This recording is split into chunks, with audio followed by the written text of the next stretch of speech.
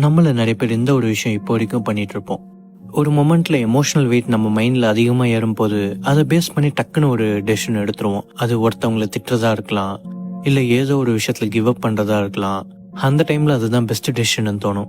But ஒரு few years கழிச்சு அந்த எமோஷன்லாம் செட்டில் ஆன அப்புறம், சே இருந்தாலும் இவ்வளவு பேசியிருக்க கூடாது, ஒருவேளை இப்படி யோசிச்சிருக்கலாமோ, இந்த மாதிரி தாட்ஸ் நமக்குள்ள வரும். அண்ட் அதுவே நம்மளுக்கு கில்ட் மாதிரி ஆகிடும். என் கூட காலேஜ்ல படிச்ச ஃப்ரெண்டும் அப்படிதான். ஒவ்வொரு சின்ன விஷயத்துக்கும் கோவப்படுவான். நம்ம என்ன சொல்ல வரோன்றதை கேட்க மாட்டான். பட் ஒரு ஃபியூ இயர்ஸ் கழிச்சு தெரியாம பேசிட்டேன், மனசுல எதுவும் நினைச்சுக்காதீங்கன்னு சொல்லுவான். சரி, இதை நம்மளால சரி பண்ண முடியுமான்னு கேட்டிங்கன்னா முடியும். But only if you believe it.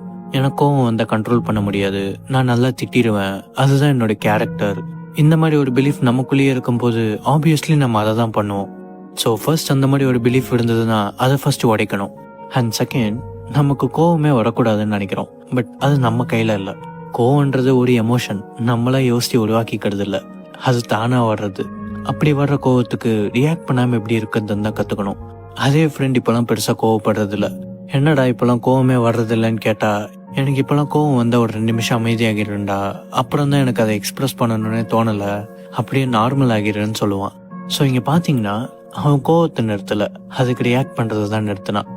And இது கோவத்துக்கு மட்டும்லாம் இல்லை, ஆன்சைட்டி, ஃப்ரஸ்ட்ரேஷன், சேட்னஸ், இந்த எமோஷனை பேஸ் பண்ணி எந்த டெசிஷன் எடுக்கிறதுக்கு முன்னாடியும் ஒரு 10 மினிட்ஸ் 20 மினிட்ஸ் அந்த எமோஷன்லாம் செட்டில் ஆனதுக்கு அப்புறமா அதுக்கப்புறம் முடிவு எடுக்கிறது பெஸ்டா இருக்கும்.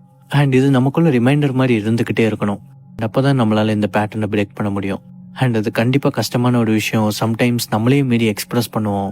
It's all normal. முடிஞ்ச லெவலுக்கு அதை ப்ராக்டிஸ் பண்ண பார்க்கலாம். Over the time you will see the improvements. And இதை பத்தின உங்களோட ஒப்பீனியன் என்னன்னு கமெண்ட்ஸ்ல சொல்லுங்க.